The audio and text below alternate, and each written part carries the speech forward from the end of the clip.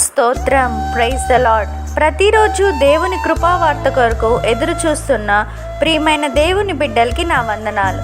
ఈ దినము పరిశుద్ధ గ్రంథంలో నుండి ప్రభు అయిన దేవుడు మన కొరకు ఇచ్చిన వాగ్దానం కీర్తనల గ్రంథము 73వ అధ్యాయం 26వ వచనం. నా శరీరము నా హృదయము క్షీణించిపోయినను దేవుడు నిత్యము నా హృదయమునకు ఆశ్రయదుర్గమును స్వాస్థ్యమునై ఉన్నాడు. Amen.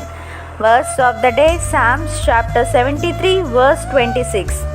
My flesh and my heart may fail, but God is the strength of my heart and my portion forever. Amen. ప్రభు యొక్క చేయి ఎడతెగక మీకు తోడయుండును గాక. సజీవుడైన దేవుడు ఈ వాగ్దానం విన్న మీ అందరికీ రెట్టింపు ఘనత కలుగు చేయునుగాక. May God be gracious to you and bless you and make his face shine on you. Amen.